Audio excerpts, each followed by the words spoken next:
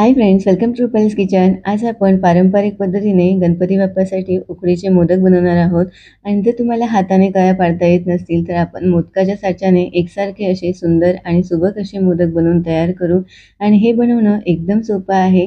तर चला तर मग वेळ न घालवता रेसिपीला सुरुवात करू. आता इथे मी एक पॅन गरम करायला ठेवलेला आहे गॅसवर. तर इथे मी गॅसचा फ्लेम लो केला आणि त्यामध्ये 1 टेबलस्पून मी तूप घेतलं. आता तूप थोडंसं गरम झाल्यावर मी इथे अर्धा टेबलस्पून थोडं खसखस घेतलेला आहे.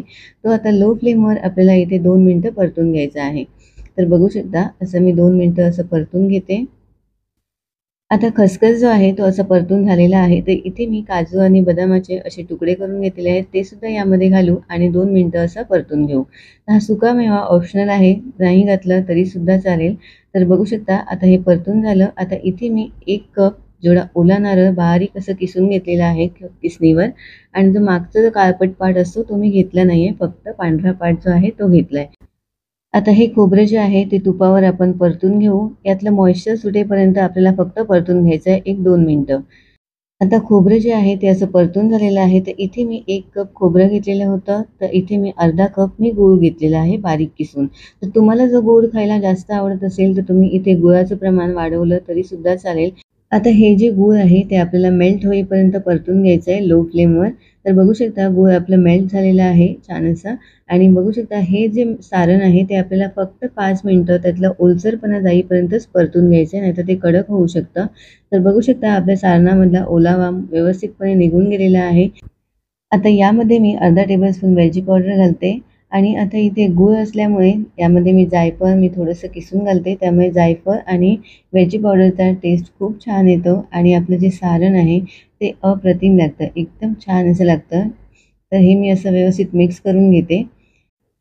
तर बघू शकता सारण आपलं मस्त असं बनून तयार झालेलं आहे. तर इथे मी गॅसचा फ्लेम बंद करते आणि हे थंड करायला मी ठेवून देते. तर बघू शकता मी गॅसचा फ्लेम बंद केला आणि थंड करायला ठेवून दिलं. आता आपण मोदकाचं पीठ बनवायला सुरू करू. तर उकड पहिली आपण काढून घेऊ पिठाला. तर इथे मी पॅन गरम करायला ठेवलं आहे आणि त्यामध्ये 1 कप जेवढं मी पाणी घातलं. तर नारळ जो आहे आपला तो 1 कप होता, त्यामुळे 1 कप मी पाणी घेतलं. तर इथे मी 1 टेबलस्पून जेवढं तूप घातलं आणि 1 पिंच जेवढे मीठ घातलेलं आहे.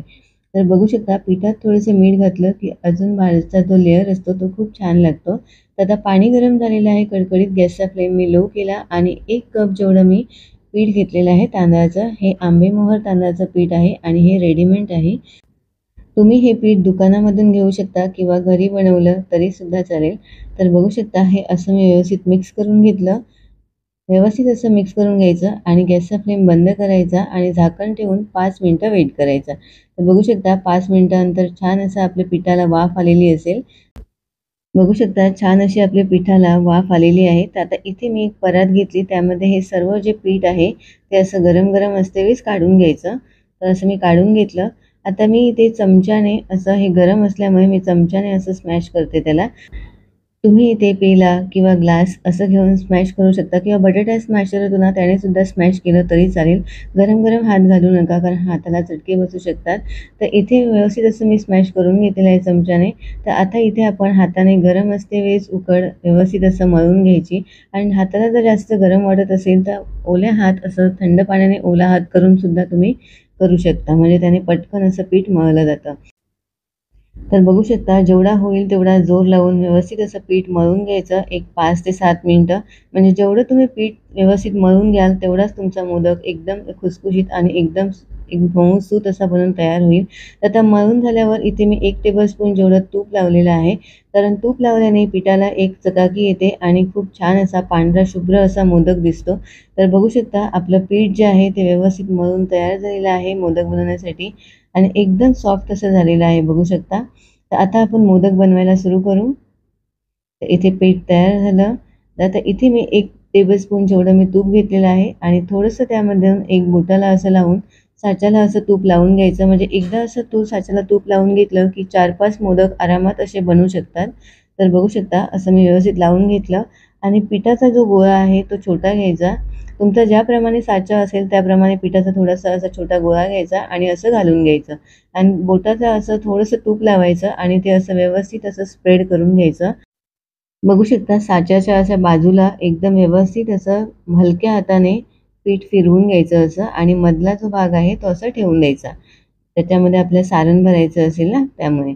तर आता बघू शकता जास्तीचं जे पीठ आहे ते असं बाजूला वर येतं आणि त्यातलं सारणसुद्धा आपण थोडं-थोडंसं असं घेऊन मध्ये जेवढं होईल तेवढं असं दाबून भरायचं, म्हणजे मोदक असा एकदम हलका असा वाटला नाही पाहिजे. एकदम भरून घ्यायचं असं आणि वरचं जे एक्स्ट्रा पीठ असतं त्याने असं मोदक पूर्ण खालून असं कव्हर करायचा. बघू शकता असं छान असं कव्हर करून घेतलं आणि कुठे जर असं तुम्हाला असं वाटलं की सारण दिसतंय तर असं वरून असं पीठ लावलं तरी सुद्धा चालेल. बघू शकता असं छान असा आपला मोदक बनून तयार झाला. तर उघडून बघू आपण. तर बघू शकता किती मस्त असा मोदक बनून तयार झाला. असेच आपण बाकी सर्व मोदक बनवून तयार करू. एकसारख्या आकाराचे आणि एकदम आपल्याला कळी पडता नाही आली तरी पण असे सुंदर आणि सुबक असे मोदक बनून तयार झाले. बघू शकता असे सर्व मी मोदक बनवून तयार केले आणि इथे मी मोदक पात्र घेतलं, त्याच्यावर मी केळीची पान ठेवलं आणि त्याला मी थोडंसं तुपाने असं ग्रीस केलं आणि सर्व मोदक ठेवून दिले. तर आता यावर मी असं व्यवस्थित असं केसर लावून घेते, त्यामुळे केसरने अजून छान असे मोदक दिसतील आपले. तर असे सर्व मी केसर लावून घेतलेलं आहे बघू शकता. आणि इथे मी मोदक पात्र गरम करायला ठेवलेलं होतं. 2 ग्लास पाणी घातलं त्यामध्ये आणि गरम करायला ठेवून दिलेलं. तर आता हे मोदक जे आहेत ते उकड काढण्यासाठी ठेवून देऊ. आपण एक 10 मिनिटं हाय फ्लेमवर ह्याची उकड काढून घेऊ. तर इथे मी ठेवून दिले असे आणि आता झाकण लावू आणि एक 10 मिनिटं हाय फ्लेमवर ठेवून देऊ. तर इथे झाकण लावलं आणि 10 मिनिटांनी आपण बघू. तर बघू शकता 10 मिनिटानंतर आपले मोदक एकदम सुंदर आणि मस्त असे बनून तयार झालेले आहेत. बघू शकता इथे मी थोडंसं तूप लावलेलं होतं केळीच्या पानाला, त्यामुळे अजिबात मोदक कुठेही चिटकलेले नाहीत. तर आता हे मोदक जे आहेत ते नैवेद्यासाठी रेडी आहेत. तर आपण सर्व्ह करू. तर आता बघू शकता तुम्ही हे किती एकदम सोप्या पद्धतीने आपण मस्त असे उकडीचे मोदक बनवून तयार केले. तर ही रेसिपी तुम्ही नक्की ट्राय करा आणि कशी वाटली ही मला कमेंट करून सांगा. व्हिडिओ आवडला असेल तर प्लीज लाईक करा, शेअर करा, सबस्क्राईब करा. बेल आयकॉन दाबायला विसरू नका. परत भेटू नवीन रेसिपीसोबत. Thank you for watching.